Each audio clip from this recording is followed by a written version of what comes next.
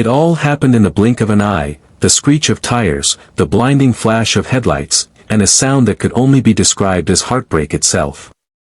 One moment, Emily Carter was running late for work, the next, her world spun out of control. Her coffee spilled across her lap, her car skidded, and then, silence. When her senses finally returned, all she could see was shattered glass and the blurry image of a man rushing toward her, his face painted with shock and guilt. That was the first time she saw him, Ryan Matthews, the man who changed her life forever, in the most unexpected, painful, yet beautiful way. If you believe that even the most tragic moments can lead to something miraculous, then please take a second to like, comment, share, and subscribe to Kindness Spark, because this is a story about second chances, about how fate sometimes writes love stories in the wreckage of what's broken. The crash was minor compared to how it felt inside her. Emily was shaken, her car front dented, her morning ruined. Ryan, the man whose car had collided with hers, looked as devastated as she felt. The police arrived, questions were asked, insurance details were exchanged, all routine. But what wasn't routine was the way Ryan looked at her, not with irritation, not with defensiveness, but with genuine remorse and concern.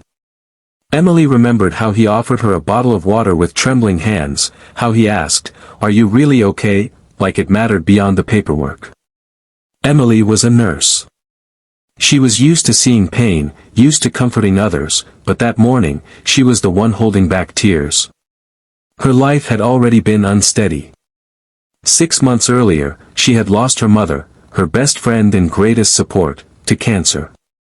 Since then, every morning felt like dragging herself through fog. She worked night shifts, barely spoke to friends, and avoided anything that reminded her of what she'd lost. The accident wasn't just bad luck. It felt like life's cruel joke on someone already broken. Ryan was different, though. He wasn't just another stranger on the road. He was a young architect, mid-30s, recently divorced, trying to rebuild a life that had collapsed like one of his unfinished projects. The accident had been his fault, he admitted it without hesitation. "I was distracted," he had told the officer honestly. Later, he confessed to Emily that he had been thinking about his late father, a man he never got to say goodbye to. A few days later, Ryan reached out, not out of guilt, but out of concern. He sent her a message checking if she was feeling better. Emily almost ignored it, but something made her reply, short and simple, "I'm okay, thanks." That small message started something unexpected. Soon, they were talking, casually at first, about work, about stress, about life. There was a strange comfort in sharing bits of their brokenness with someone who didn't judge, who just listened. Over the next few weeks, Ryan insisted on paying for the repairs of Emily's car, even though insurance had covered most of it.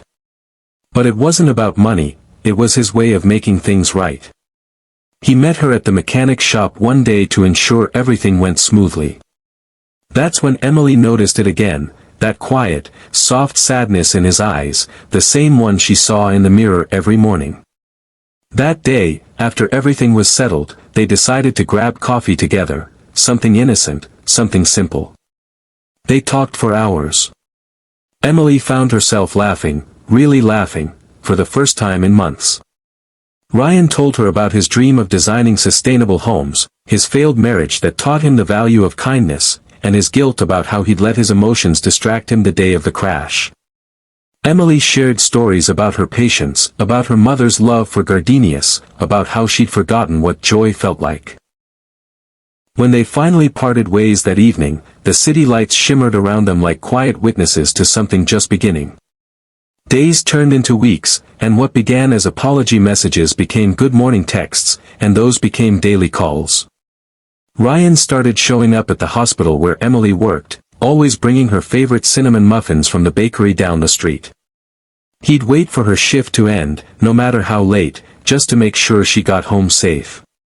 She told him not to, that it wasn't necessary, but secretly, she felt something inside her beginning to heal.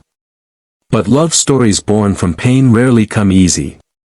As they grew closer, both of them began to face the ghosts they'd been running from. Emily struggled with guilt. How could she let herself fall for someone who reminded her of the day everything spun out of control? Ryan battled his own fears, that he might never deserve happiness after causing someone harm, even unintentionally. They both carried wounds that didn't bleed but never fully closed. One rainy night, Emily had a breakdown. The hospital had lost a patient, a young girl, barely 16, and it reopened all the pain she thought she'd buried. Ryan found her sitting in her car, hands shaking, eyes wet with tears.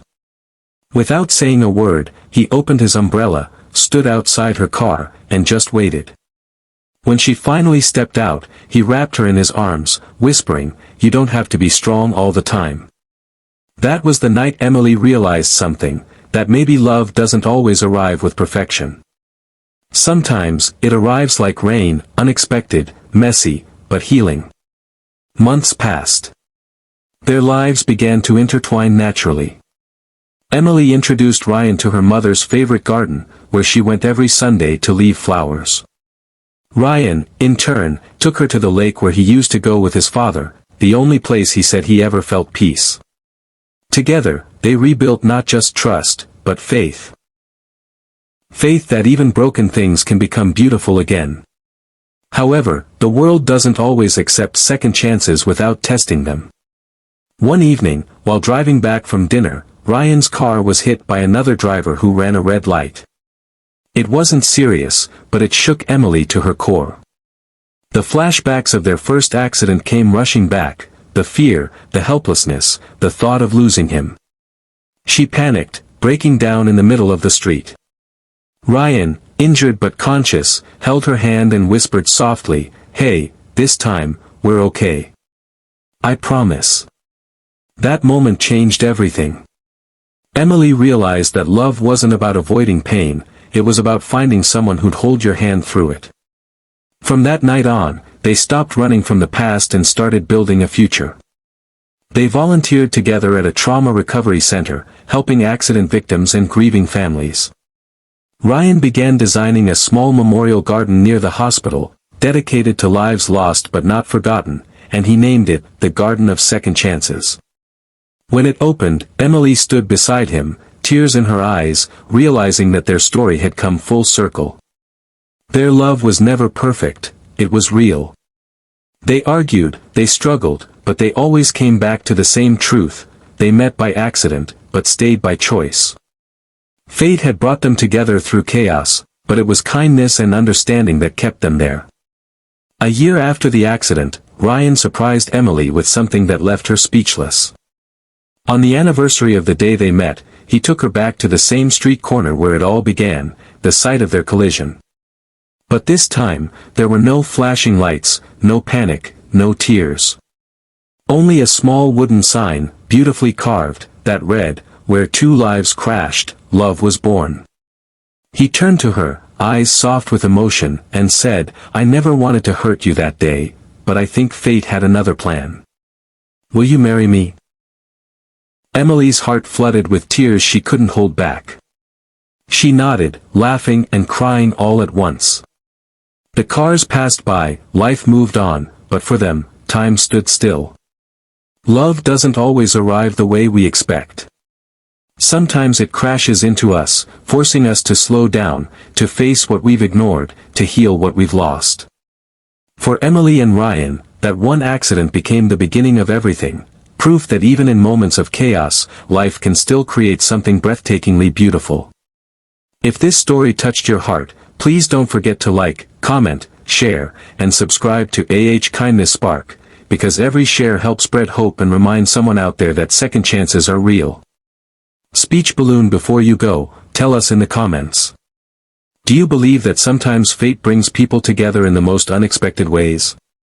And remember, sometimes, the accidents that break us are the ones that lead us exactly where we're meant to be. Red Heart.